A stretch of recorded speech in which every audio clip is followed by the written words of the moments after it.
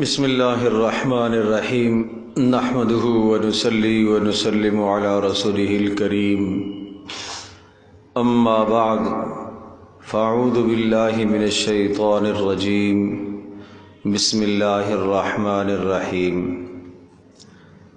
ومن آیاته ان خلق لکم ازواجا لانفسکم وجعل بينكم مودة ورحمة إن في ذلك لآيات لقوم يتفكرون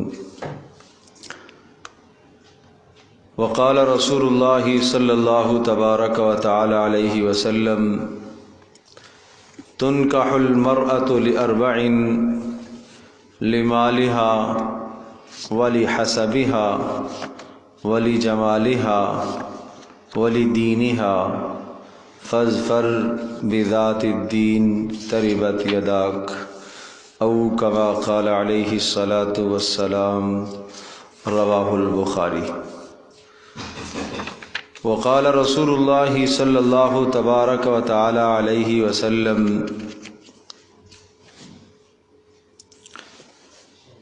الدنیا متاع وخیر متاع الدنیا المرأة الصالحة وقال رسول اللہ صلی اللہ تبارک وتعالی علیہ وسلم اذا تزوج العبد فقد استکمل نصف الایمان او کما قال علیہ الصلاۃ والسلام وقال رسول اللہ صلی اللہ تعالی علیہ وسلم یا معشر الشباب من استطاع منکم الباءة فلیتزوج فإنه أغض للبصر وأحسن للفرج وقال رسول الله صلى الله تعالى عليه وسلم ما استفاد المؤمن بعد تقوى الله خير له من زوجة صالحة ان امرها اطاعته وان نظر اليها سرته وان اقسم عليها ابرته وان غاب عنها نصحته في نفسها وماله وقال رسول الله صلى الله تبارك وتعالى عليه وسلم المرأة اذا صلت خمسها وصامت شهرها وأحصنت فرجها وأطاعت بعلها فتدخل الجنة من أي أبواب الجنة شاءت فتدخل من أي أبواب الجنة شاءت صدق الله مولانا العظيم وصدق رسوله النبي الأمي الكريم ونحن على ذلك لمن الشاهدين والشاكرين والحمد لله رب العالمين۔ اللہ جل جلالہ نے اس انسان کو اس دنیا میں اپنی بندگی اور عبادت کے لیے پیدا فرمایا ہے، مگر اس بندگی اور عبادت کی تکمیل کے لیے انسان کو اس دنیا میں کچھ ضروریات درکار ہیں جن سے یہ اپنی ضرورت کی تکمیل کرتا ہے، اور ضرورت کی تکمیل کرنے کے بعد اللہ کی عبادت میں لگ جاتا ہے۔ جس طرح سے کھانا پینا اس انسان کی ضرورت ہے، رہائش اس انسان کی ضرورت ہے، بالکل اسی طرح سے ہر مرد کے لیے اس کا جوڑ عورت کے ساتھ، اور ہر عورت کو اس دنیا میں مرد کے ساتھ جوڑ رشتے کی شکل میں ضروری ہے۔ گویا کہ جس طرح سے کھانا پینا ہر مرد اور عورت کے لیے ضروری ہے، اس کے بغیر ان کی زندگی تلخ ہے، ادھوری ہے، اور ہر ایک کے لیے رہائش کے لیے، ہر ایک کو رہائش کے لیے جگہ چاہیے، سر چھپانے کے لیے جگہ چاہیے۔ یہ چیزیں موجود ہوں گی تو وہ اللہ کی عبادت مکمل کر پائیں گے، بالکل اسی طرح سے ایک مرد عورت کا محتاج ہے اور ایک عورت اس دنیا میں زندگی گزارنے کے لیے مرد کی محتاج ہے۔ دونوں کو ایک دوسرے کا محتاج بنا دیا گیا۔ خالق فطرت نے جس طرح سے مرد کے اندر کھانے کی طلب اور بھوک رکھی ہے، پانی کی طلب اور بھوک رکھی ہے، اسی طرح سے خالق فطرت نے مرد کے اندر عورت کی بھوک اور طلب رکھی ہے اور عورت کے اندر مرد کی بھوک اور طلب رکھی ہے۔ جس طرح سے مرد کو کھانے کی بھوک ہوتی ہے، شریعت کا حکم ہے کہ حلال کھانا کھاؤ، حرام سے اپنے آپ کو بچاؤ، حلال چیز پیو، حرام مت پیو، حلال رہائش اختیار کرو، کسی کی جگہ غصب کر کے اس میں رہائش مت اختیار کرو، وہاں شریعت حلال کا حکم دیتی ہے۔ اسی طرح سے ایک مرد کے اندر جو عورت کی بھوک اور طلب ہے، اس طلب کے لیے بھی حلال راستہ بتایا ہے۔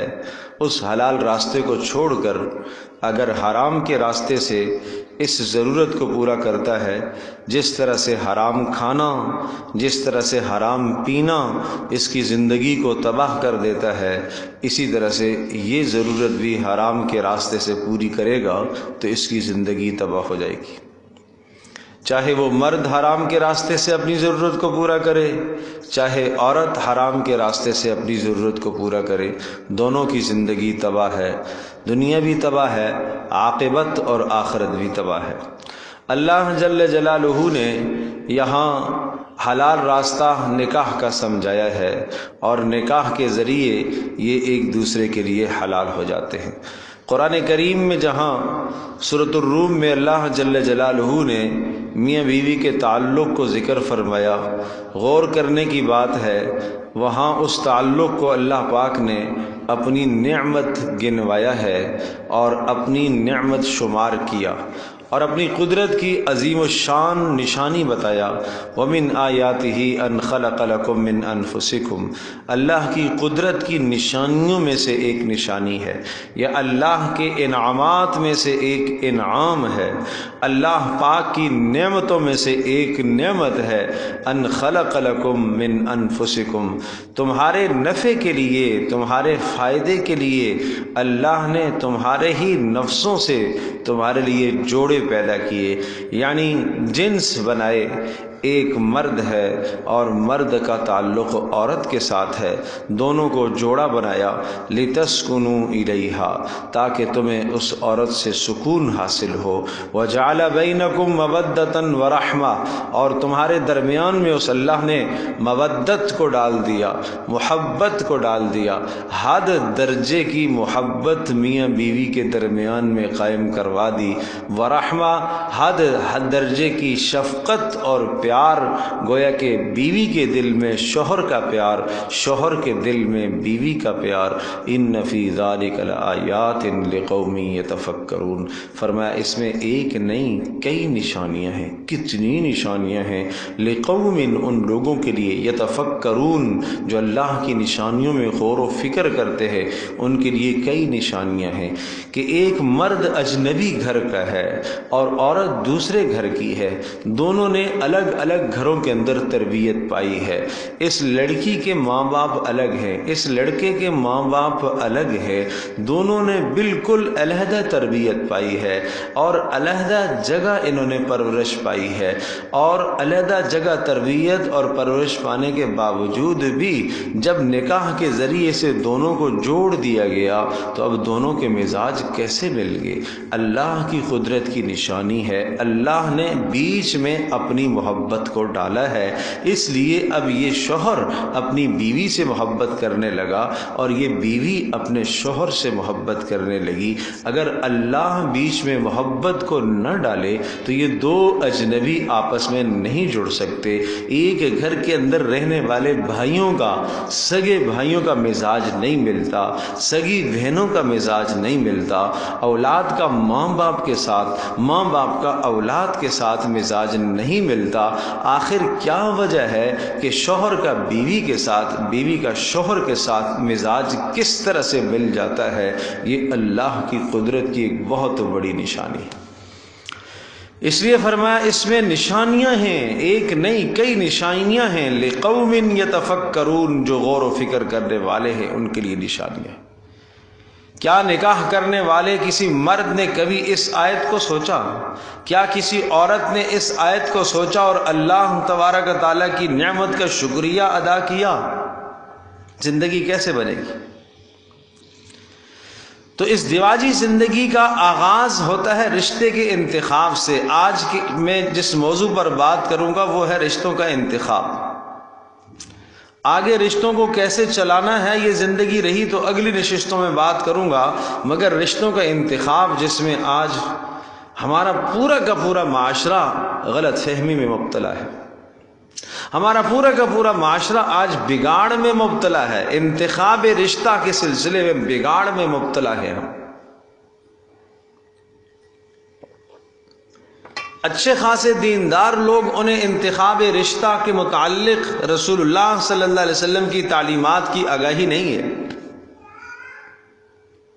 بیٹی جوان ہو گئی ہے، اس کے لیے رشتے کا انتخاب کرنا ہے، ارے ساری باتیں بعد میں، اللہ کے واسطے پہلے یہ دیکھو کہ انتخاب رشتہ، ہم اپنے گھر میں داماد لانا چاہتے ہیں، ہم اپنی بیٹی کے لیے رشتہ تلاش کر رہے ہیں، بیٹی کے لیے کیسا رشتہ تلاش کریں اور کس قسم کا لڑکا ہم تلاش کریں۔ کیا قرآن کریم میں کوئی تعلیم ہمیں ملتی ہے؟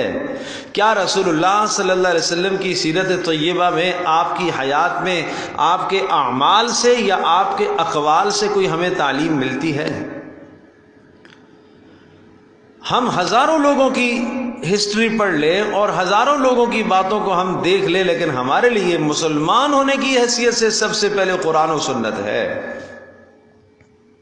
بیٹا جوان ہو گیا ہے اور اس کے لیے ہم لڑکی کا انتخاب کرنا چاہتے ہیں، ایک باپ ایک ماں اپنے لیے بہو لانا چاہتی ہے اور باپ جناب اپنے بیٹے کے لیے رشتہ دیکھنا چاہتا ہے، اس باپ کے ذمہ فرض اور لازم ہے اور ضروری ہے کہ یہ رسول اللہ صلی اللہ علیہ وسلم کی تعلیمات کو سیکھے۔ یہ رشتہ دیکھنے سے پہلے پیارے رسول صلی اللہ علیہ وسلم کی تعلیمات کو دیکھے، آپ کی سیرت کا مطالعہ کرے کہ رسول اللہ صلی اللہ تعالی علیہ وسلم کے گھر میں بیٹیاں تو تھیں نا، آپ نے بیٹیوں کے لیے کیسے دامادوں کا انتخاب فرمایا؟ پیارے رسول صلی اللہ تعالی علیہ وسلم نے اپنے اصحاب کی شادیاں کرائی ہیں، آپ نے از خود شادیاں کی ہیں، رسول اللہ صلی اللہ علیہ وسلم نے کس قسم کی عورت کا انتخاب فرمایا ہے؟ حضرت صلی اللہ علیہ وسلم نے اس انتخاب کے متعلق، طرفین کے انتخاب کے متعلق آپ کی کیا تعلیمات ہیں؟ تو آئیے آج کی نشست میں کچھ رسول اللہ صلی اللہ تعالی علیہ وسلم کی ان تعلیمات کا خلاصہ آپ کے سامنے میں رکھنے کی کوشش کرتا ہوں، اور پھر بس ان تعلیمات کے خلاصے کو سننے کے بعد 100% اس رائے پر آ جائیے، اس حکم پر آ جائیے جو رسول اللہ صلی اللہ علیہ وسلم نے ہمیں بتایا ہے۔ پھر خواہشات کو چھوڑ دو، پھر رشتہ داروں کی باتوں کو چھوڑ دو، پھر لوگوں کی باتوں کو چھوڑ دو کہ لوگ کیا کہیں گے، نہیں، پیارے رسول صلی اللہ تعالی علیہ وسلم کی تعلیمات کیا ہیں، ان تعلیمات کو دیکھو۔ حضرت صلی اللہ تعالی علیہ وسلم کا ارشاد گرامی ہے، تنکح المرأة لأربع۔ آپ اپنے بیٹے کے لیے جب لڑکی لینا چاہتے ہیں، آپ بہو لانا چاہتے ہیں، آپ بیٹی لانا چاہتے ہیں، تو کیا چیز دیکھنا چاہیے؟ تنکح المرأة لأربع، 4 چیزیں عام طور پر دیکھی جاتی ہیں۔ یہ رسول اللہ صلی اللہ علیہ وسلم کی تعلیم بتا رہی ہے۔ لمالہا، کچھ لوگ مال دیکھتے، مگر مال استقرار اور دوام والی چیز نہیں ہے، مال عارضی ہے، مال عارضی ہے، اور صاف صاف فرمایا، صاف صاف آپ علیہ الصلوۃ والسلام نے فرمایا کہ تم مال نہ دیکھو، اس لیے کہ مال عورت کو سرکش بنا دیتا ہے۔ وَلَا تُزَوِّجُوهُنَّ لِمَالِهِنَّ لِأَمْوَالِهِنَّ فَعَسَىٰ أَمْوَالُهُنَّ أَن تُطْغِيَهُنَّ، ممکن ہے کہ یہ مال ان کو باغی بنا دے۔ مال نہ دیکھو، مال معیار نہیں بنایا رسول اللہ صلی اللہ تعالی علیہ وسلم نے، اس لیے کہ مال کی بنیاد پر اگر ہم نکاح کی بنیاد کھڑی کرتے ہیں، نئے خاندان کی بنیاد ہم مال پر کھڑی کرتے ہیں، تو مال کی وجہ سے تو بغاوت پیدا ہوتی ہے۔ اسی طرح سے ارشاد فرمایا کبھی کبھی لوگ حسب و نسب دیکھتے ہیں، ولی حسبہا، کچھ لوگ خاندان دیکھتے ہیں، نہیں، خاندان بھی مت دیکھو، حسب نسب بھی مت دیکھو۔ ارشاد فرمایا کہ وَلَأَمَةٌ سَوْدَاء ذَاتُ دِینٍ افضل، ارشاد فرمایا کہ کالے رنگ کی سیاہ عورت، اور وہ ہو بھی باندھی، شکل کی بھی کالی ہو، خاندان کے اعتبار سے آزاد نہ ہو مگر باندھی ہو، لونڈی ہو، غلام ہو، مگر ہو دیندار، رسول اللہ صلی اللہ علیہ وسلم نے فرمایا یہ کالے رنگ والی، یہ باندھی، جس کا خاندان بھی نہیں ہے، جس کا حسن بھی نہیں ہے، اور جس کا جمال بھی نہیں ہے، اور جس کے پاس مال بھی نہیں ہے، ارشاد فرمایا یہ افضل ہے تمہارے لیے، یہ بہتر ہے۔ کیوں؟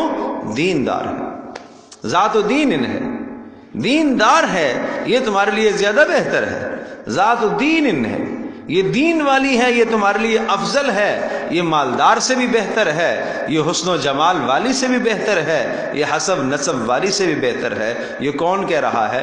یہ رسول اکرم صلی اللہ تعالی علیہ وسلم کا فرمان۔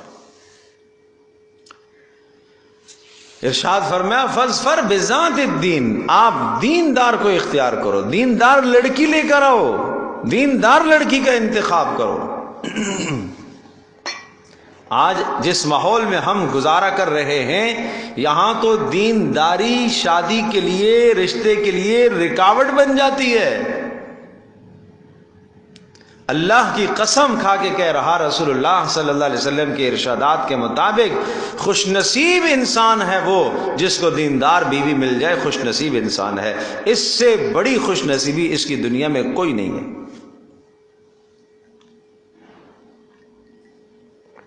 کیوں؟ رسول اللہ صلی اللہ علیہ وسلم نے ارشاد فرمایا الدنیا متاع، دنیا تو سامان ہے، زائل ہونے والا، ختم ہو جانے والا سامان ہے۔ وَخَيْرُ مَتَاعِ الدُّنْيَا، اور اگر دنیا کا سب سے بہترین سامان کوئی سمجھا جائے، الْمَرْأَةُ الصَّالِحَةُ، وہ نیک صالح بیوی ہے، وہ دنیا کا سب سے بہترین سامان ہے۔ المرأۃ الصالحہ، دنیا کا سب سے بہترین سامان مکان نہیں ہے، سب سے بہترین سامان سواری گاڑی نہیں ہے، سب سے بہترین سامان بینک بیلنس نہیں ہے، سب سے بہترین سامان اقتدار نہیں ہے، سب سے بہترین سامان دنیا میں نام اور شہرت نہیں ہے، سب سے بہترین سامان دنیا میں کیا ہے؟ المرأۃ الصالحہ، نیک صالح بیوی۔ دنیا کا سب سے بہترین سامان حسین و جمیل بیوی نہیں ہے، دنیا کا سب سے بہترین سامان خاندان والی عورت نہیں ہے۔ کس کو قرار دیا؟ المرأۃ الصالحہ، نیک بیوی دنیا کا سب سے بڑا، سب سے بہترین، سب سے زیادہ نفع بخش سامان ہے، سب سے بڑا نفع بخش سامان ہے نیک صالح بیوی، المرأۃ الصالحہ، نیک صالح بیوی۔ آئیے دیکھتے ہیں رسول اللہ صلی اللہ تعالی علیہ وسلم نے کس کو نیک صالح قرار دیا۔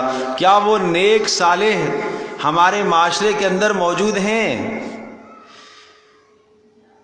کیا وہ خواتین جو اس وقت میری بات سن رہی ہیں، کیا رسول اکرم صلی اللہ تعالی علیہ وسلم کے ارشاد کے مطابق یہ اپنے شوہروں کے لیے سب سے بہترین سامان ہیں؟ جن کے لیے شوہر کما کر لا رہا، جن کے لیے شوہر ساری تگ و دو اور مشقت اور جد و جہد کر رہا اور مشقت اور تکلیف برداشت کر رہا ہے، کیا یہ عورت اپنے شوہر کے لیے سب سے بہترین سامان ہے کہ نہیں؟ آئیے رسول اللہ صلی اللہ علیہ وسلم کی حدیث کو دیکھ لیتے ہیں اور اپنے آپ کو اس حدیث کے سامنے پرکھ لیتے ہیں۔ اس حدیث کے سامنے، یہ حدیث ہمارے سامنے آئینہ کی طرح ہے، دیکھ لیتے ہیں کیا ایک عورت کے اندر یہ صفات پائی جا رہی ہیں جن صفات کی وجہ سے رسول اللہ صلی اللہ علیہ وسلم نے عورت کو نیک کہا، وہ کیا صفات ہے؟ وہ کیا صفات ہے؟ فرمایا مستفاد المؤمن بعد تقوی اللہ، ایک ایماندار انسان، مومن انسان گناہوں سے بچنے کے بعد،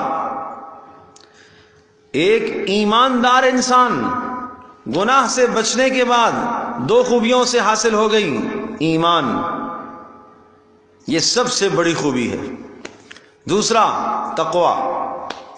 یہ دو خوبیاں حاصل ہو جانے کے بعد، اس کے بعد تیسرے نمبر پر جو سب سے کائنات کی بڑی خوبی ہے وہ کیا ہے؟ زوجۃ صالحہ، نیک بیوی۔ اب نیک بیوی کے متعلق آپ علیہ الصلوۃ والسلام نے 4 باتیں ارشاد فرمائی۔ نمبر 1 آپ نے ارشاد فرمایا ان امرہا اطاعتہ، نیک صالح بیوی کی پہلی نشانی یہ ہے کہ اگر شوہر اسے کسی بات کا حکم کرے تو اس کی فرما برداری کرے، جائز معاملات میں وہ شوہر کی فرما برداری کرے۔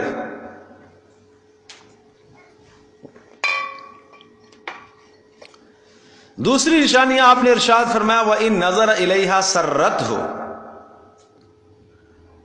اگر شوہر اس کو دیکھے تو وہ شوہر کو خوش کر دے، دیکھ کر شوہر کو خوشی ہو، اس کے اخلاق کو دیکھ کر، اس کے کردار کو دیکھ کر، اس کی مسکراہٹوں کو دیکھ کر، اس کے پیار کو دیکھ کر، اس کی محبتوں کو دیکھ کر شوہر کو خوشی ہو۔ یہ کب ہوگی؟ جب ایک عورت شوہر کو وقت دے گی گھر کے اندر۔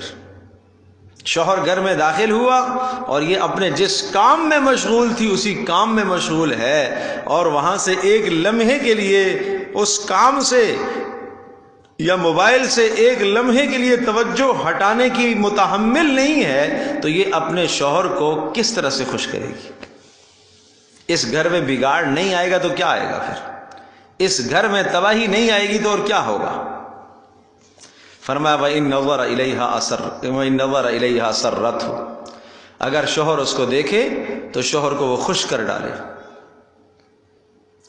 تیسری بات ارشاد فرمائی وَإِنْ أَقْسَمَ عَلَيْهَا أَبَرَّتْهُ، اگر شوہر نے کسی بات پر قسم کھا لی تو اس کی قسم کو عورت پورا کرے۔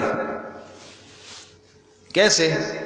قسم کھا کے اس نے کہہ دیا کہ آج آپ نے نہیں جانا، آج آپ نے میکے نہیں جانا، آج آپ کو نے بازار نہیں جانا، آج آپ نے یہ نہیں پہننا، آج آپ نے یہ نہیں پکانا، آج آپ نے یہ کام نہیں کرنا، اور قسم کھا کر شوہر نے کہہ دیا کہ آج یہ کام آپ نے نہیں کرنا، وہ ڈٹائی پر نہ آئے کہ میں کر کے دکھاؤں گی، تم کون ہوتے ہو مجھے روکنے والے؟ نہیں، رسول اللہ صلی اللہ علیہ وسلم کی تعلیم ہے ابرت ہو، شوہر کی بات کی لاج رکھ لے، شوہر کی قسم کو پورا کر لے۔ میرے میاں نے قسم کھا لی ہے میں نہیں جاؤں گی آج، اور خوش دلی سے اور خوش اسلوبی سے اپنی ساری تیاری کو موقوف کر دے، آپ نے قسم کھا لی ہے میں نہیں جاؤں گی۔ یہ ہے المرأة الصالحہ۔ اگر ہمارا انتخاب اپنے بیٹے کے لیے مالدار عورت کا ہوا، اگر ہمارا انتخاب حسن و جمال کی بنیاد پر ہوا، اگر ہمارا انتخاب خاندان کی بنیاد پر ہوا، تو مجھے بتاؤ اگر شوہر نے کوئی ضد کر کے قسم کھا لی تو اس قسم کو یہ مالدار عورت، یہ خاندان والی عورت، یہ حسن و جمال پر ناز اور نخرے کرنے والی عورت، یہ کیسے اس کی قسم کو پورا کرے گی؟ یہ تو وہی پورا کرے گی جس کے سامنے رسول اللہ کی یہ تعلیم ہو۔ دیندار ہونے کا مطلب یہ ہے نا کہ رسول اللہ صلی اللہ علیہ وسلم کی تعلیم کو وہ جانتی ہو۔ وَإِنْ غَابَ عَنْهَا نَصَحَتْهُ فِي نَفْسِهَا وَمَالِهِ، بڑا عجیب جملہ ہے چوتھا، وَإِنْ غَابَ عَنْهَا، شوہر کی غیر موجودگی ہے، شوہر گھر میں موجود نہیں ہے، چاہے صبح گیا شام آ جاتا ہے، یا مہینے کے بعد آتا ہے، یا سال کے بعد آتا ہے، یا سالوں کے بعد آتا ہے، سالوں کے بعد آتا ہے۔ وَإِنْ غَابَ عَنْهَا نَصَحَتْهُ فِي نَفْسِهَا وَمَالِهِ، شوہر کی غیر موجودگی میں اپنی عزت کے متعلق خیال رکھنے والی ہو، اپنی عزت پر آنچ نہ آنے دے، اپنی عزت پر داغ نہ آنے دے، اپنی عزت پر دبا نہ آنے دے، وہ اپنی عزت کے معاملے میں مخلص ہو، وہ اپنی عزت کے معاملے میں اپنی خیر خواہ ہو، اس لیے کہ یہ اب اس کی عزت کی بدنامی نہیں ہے، شوہر کی بدنامی ہے۔ وہ ایسے رابطے نہ رکھے، وہ ایسے لوگوں سے بات نہ کرے، وہ ایسے لوگوں کو گھر میں نہ داخل ہونے دے جن کا آنا شوہر کو ناگوار گزرتا ہو۔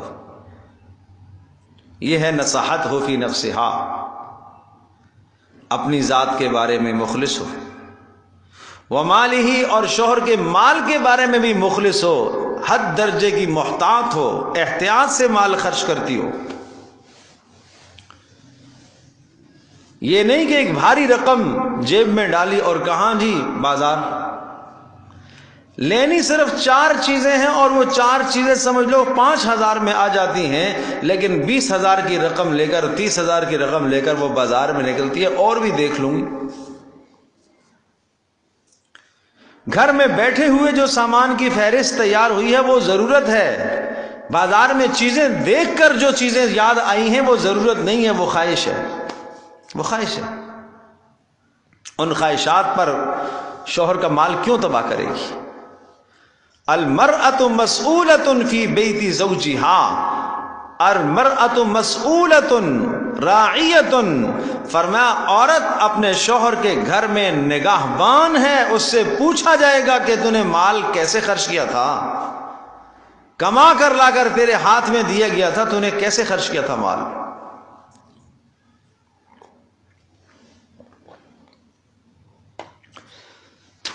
تو یہ 4 باتیں آپ نے بتائیں کہ یہ 4 باتیں، یہ 4 نشانیاں ہیں، نیک عورت کی 4 نشانیاں ہیں۔ کیا نشانیاں؟ نمبر 1، جب شوہر حکم کرے اس کی فرمانبرداری کرے۔ نمبر 2، جب شوہر اس کی طرف دیکھے تو وہ شوہر کو خوش کر دے۔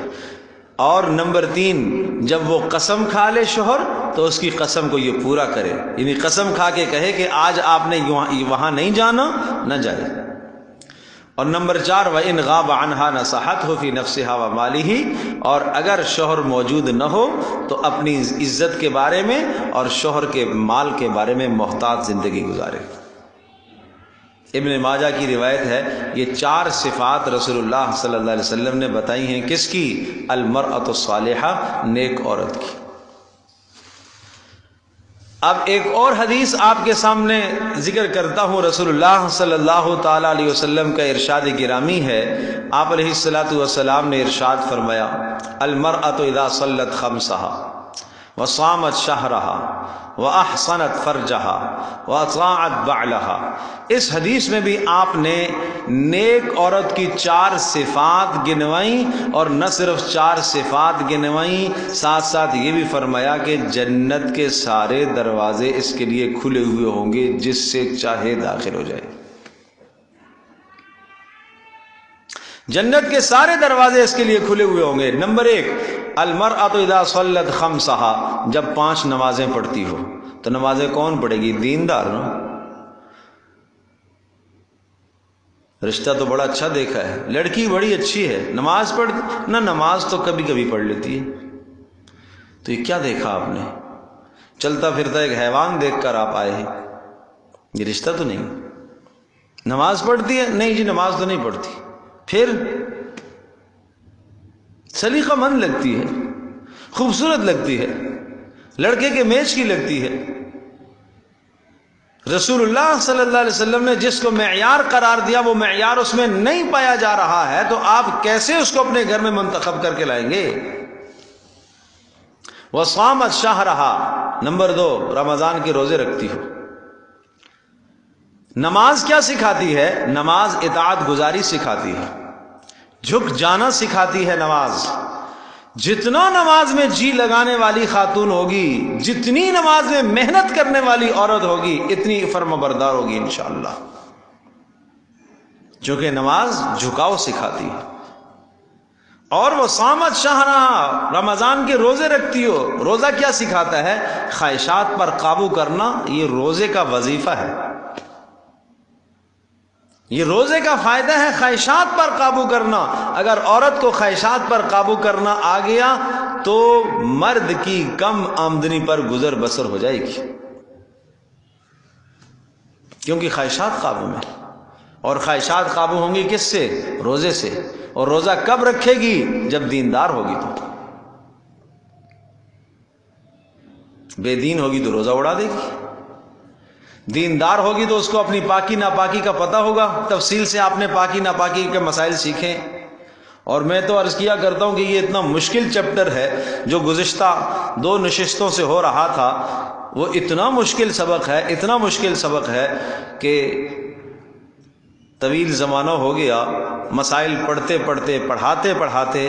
ابھی بھی جب اس قسم کا مسئلہ آ جاتا ہے عورت کی پاکی ناپاکی کا تو ہم حیران و سرگرداں ہو جاتے ہیں کہ اس کا جواب کیا ہوگا. کتابوں کی طرف مراجعت کرنی پڑتی ہے. آج ہماری لڑکیوں کو کہاں پتہ ہے یہ مسائل؟ آج ہماری بچیوں کو یہ مسائل کہاں معلوم ہے جو 2 ہفتے گزشتہ میں آپ نے مسائل سیکھے ہیں؟ تو رسول اللہ صلی اللہ علیہ وسلم نے فرمایا وصامت شہرہا، اور وہ رمضان کے روزے رکھتی ہو. اور نمبر 3 وَأَحْسَنَتْ فَرْجَهَا، اپنی عزت کی حفاظت کرتی ہو، شرمگاہ کی حفاظت کرتی ہو، عزت کی حفاظت کرنے والی ہو. اور نمبر 4 وَأَطَاعَتْ بَعْلَهَا، شوہر کی فرما بردار ہو.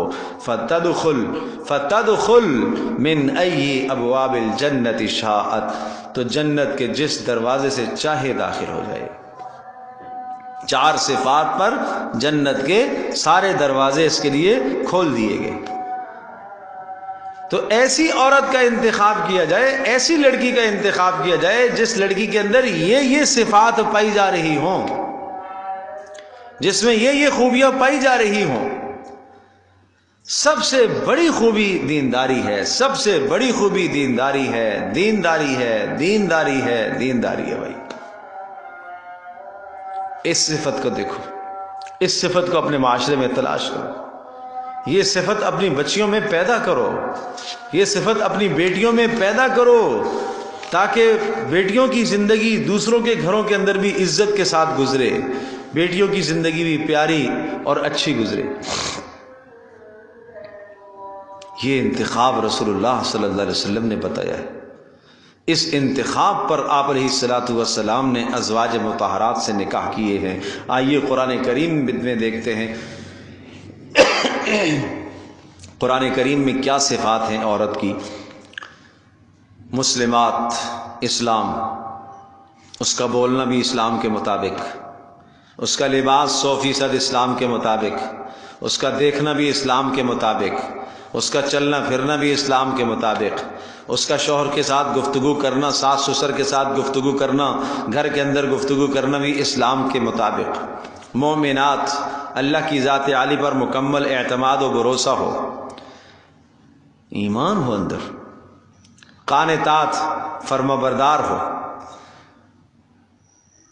آپ رشتہ دیکھنے کے لیے جب جاتی ہو تو مجھ سے کچھ لوگ پوچھتے ہیں کہ کیا دیکھنا چاہیے. بس جس لڑکی کو دیکھنے کے لیے جا رہے ہو تو آپ کیا دیکھیں گی؟ آپ بیٹے کی ماں ہیں، ماں جا کے وہاں کیا دیکھے گی؟ لڑکی کی شکل تو آپ نے دیکھ لی ہے، آپ ذرا اس کی ماں کے سامنے آپ دیکھیں کہ ماں اس کو حکم کرتی ہے بیٹی جاؤ چائے لے کر آ جاؤ، وہ کس انداز سے اٹھتی ہے، اس کا اٹھنا کیسے ہے، وہ اپنی والدہ کی فرما بردار کتنی ہے. آپ یہ اندازہ کر کے آئیں نا، یہ سبق لے کر آئیں، یہ سبق لے کر آئیں، یہ سبق دیکھنے کا ہے. آپ نے کوئی بات کہہ دی ہے، پانی لے کے آ گئی ہے، سردیوں کا زمانہ ہے، ارے بیٹی مجھے تو ٹھنڈا چاہیے، مجھے تو گرم چاہیے. آپ ایک دم سے اس کی بات کو جو وہ چیز لے کے آئی ہے رد کریں، آزمانے کے طور پر. دیکھیں کہ ریئیکشن کیا آتا ہے، کیا ریئیکشن آتا ہے. اگر وہ ٹھنڈا پانی لے کر آئی ہے اور موسم سردی کا ہے تو آپ فوری بولے نہیں مجھے تو سادہ پانی گرم چاہیے۔ اب دیکھیں اس کے چہرے پر کیا تاثرات ہیں۔ اگر وہ کہتی ہے جی میں ابھی لائی، ٹھیک ہے جی مجھ سے غلطی ہو گئی، تو اس کا مطلب یہ ہے کہ یہ اپنی غلطی کا احساس رکھنے والی۔ غلطی کون نہیں کرتا؟ اگر وہ جواب میں کہتی ہے نہیں ہم تو یہی پیتے ہیں،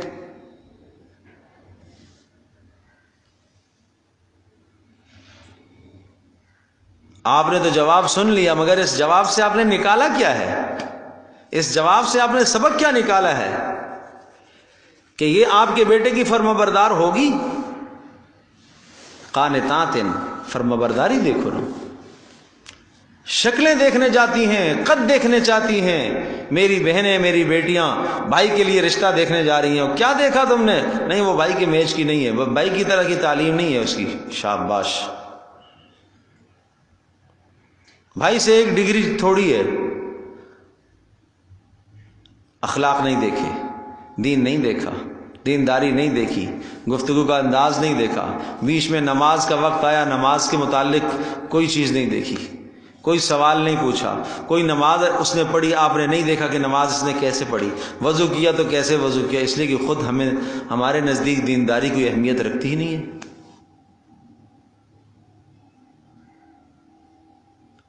جب آپ گھر میں داخل ہوئی کس طرح سے اس نے استقبال کیا، کیسے اس نے آپ کو سلام کیا، کس انداز سے وہ آپ کے، یہ ساری چیزیں دیکھنے کی ہوتی ہیں۔ یہ ہے انتخاب، دیندار کا انتخاب ایسے ہوتا ہے، دینداری اس طرح سے دیکھی جاتی ہے، اور وہ ایک دن کی بات نہیں ہے، 2 دن کی بات نہیں ہے، نہیں آپ 1 بار جائیں، 2 بار جائیں، 3 بار جائیں، 6 بار جائیں، 10 بار جائیں۔ اور یہ جو میں نے استخارہ نکالا، نہیں نہ ہو گئی جی، یہ کہاں سے نکلتے ہیں استخارے؟ پتہ نہیں یہ کہاں سے استخارے نکل کے آ گئے ہیں۔ رسول اللہ صلی اللہ علیہ وسلم نے تو کوئی ایسا استخارہ ہمیں نہیں بتایا، آپ کی تعلیم میں ہمیں کوئی اس قسم کا استخارہ نہیں ملتا۔ رسول اللہ صلی اللہ علیہ وسلم کی تعلیم میں استخارہ تو ایک ہی استخارہ ہمیں ملتا ہے، پیارے رسول صلی اللہ تعالی علیہ وسلم نے جو استخارے کا عمل بتلایا اس کو اختیار فرمائیں۔ یہ رسول اللہ صلی اللہ علیہ وسلم کی تعلیمات ہیں۔ ان اصولوں کے مطابق آپ لڑکی کا انتخاب کریں، پھر دیکھیں آپ کے گھر کے اندر کتنی برکتیں آتی ہیں، پھر آپ دیکھیں آپ کے گھر کے اندر کتنی خیر آتی ہے، پھر آپ دیکھیں آپ کے گھر کے اندر کتنا حسن آتا ہے، کیونکہ آپ نے دینداری کو بنیاد بنایا، کیونکہ آپ نے دینداری کو دیکھ کر اپنے بیٹے کے لیے لڑکی کا انتخاب کیا، بہو کا انتخاب کیا، دینداری کو دیکھ کر۔ اس دینداری کی بنیاد پر اب اس گھر کی بنیادیں مضبوط ہوں گی، اب رشتے مضبوط ہوں گے۔ اب گویا کہ آپ نے اپنے پوتوں کے لیے جس ماں کا انتخاب کیا وہ اچھی نیک صالح ماں ہے۔ آپ نے ہونے والے پوتوں کے لیے انتخاب کیا ایک ماں کا، وہ کیسی ہے؟ نیک صالح۔ آپ نے اپنے بیٹے کے لیے انتخاب کیا ایک نیک صالح بیوی کا۔ اب یہ نیک صالح خاندان پروان چڑھے گا، اور یہ بچے اور نسلیں جتنی نیک ہوتی رہیں گی اس سب کا ثواب آپ کو ملے گا، سب کا ثواب اور اجر اور درجہ آپ کو ملتا چلا جائے گا، ملتا چلا جائے گا، اس لیے کہ آپ نے نیک انتخاب کیا۔ یہ ہے رسول اکرم صلی اللہ تعالی علیہ وسلم کی تعلیم۔ اگر اس تعلیم کے مطابق آج انتخاب رشتہ ہو جائے تو ہماری زندگیاں سدھر جائیں گی۔ قانتات، فرما بردار۔ نمبر 4، تائبات، توبہ کرنے والی ہو۔ توبہ اشارہ کس بات کی طرف ہے؟ معذرت ہو اس کے اندر، غلطی کا اعتراف ہو، اللہ کی حضور غلطی کی تو فوری توبہ کر لے، شوہر کے سامنے غلطی کی تو اعتراف کر لے، باپ کے سامنے غلطی کی اعتراف کر لے، آگے سے ڈھٹائی نہ اختیار کر لے۔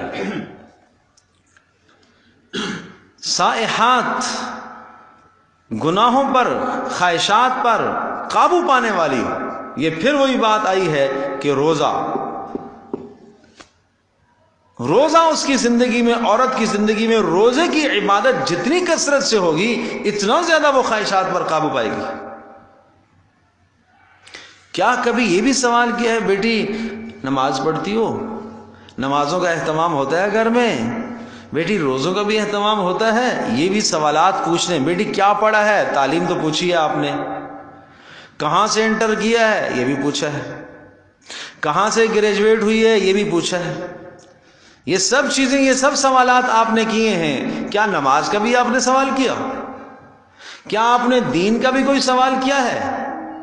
کیا آپ نے ایمانیات کے بارے میں بھی کچھ پوچھا ہے کہ ہم اپنے بیٹے کے لیے لڑکی کا انتخاب کر رہے ہیں، ایمان کا بھی کوئی سوال کیا ہے؟ یا کسی عالم دین سے مل کر ہی چلے جاتے کہ بھائی ایمانیات میں سے ہم کیا پوچھیں، ہم لڑکی دیکھنے جا رہے ہیں، اپنے بیٹے کے لیے لڑکی کا انتخاب کرنا جا رہے ہیں، ہم اس سے ایمان کا کیا سوال پوچھیں؟ مگر یہ تو ہمارے مائنڈ میں ہی نہیں ہے، یہ ہمارے تصور میں بھی نہیں ہے کہ یہ بھی کوئی پوچھنے کا سوال ہے، یہ بھی کوئی پوچھنے کا سوال ہے۔ یہ تو اس کی اپنی لائف ہے، یہ تو اس کی اپنی زندگی سے متعلق ہے۔ اور میرے عزیز دوستوں اور بزرگوں، آپ اس کو اپنے بیٹے کے لیے شریکہ حیات بنا رہے ہو تو کس طرح سے آپ یہ کہہ رہے ہیں یہ تو اس کی اپنی ذاتی زندگی ہے؟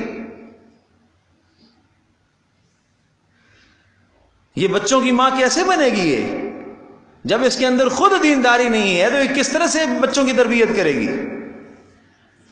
تو میں یہ عرض کر رہا ہوں، دیندار دیکھو، دیندار دیکھو، دیندار دیکھو۔ یہ رسول اللہ صلی اللہ علیہ وسلم کا انتخاب ہے۔ پیارے رسول صلی اللہ علیہ وسلم کے انتخاب سے زیادہ خوبصورت کوئی انتخاب نہیں ہو سکتا۔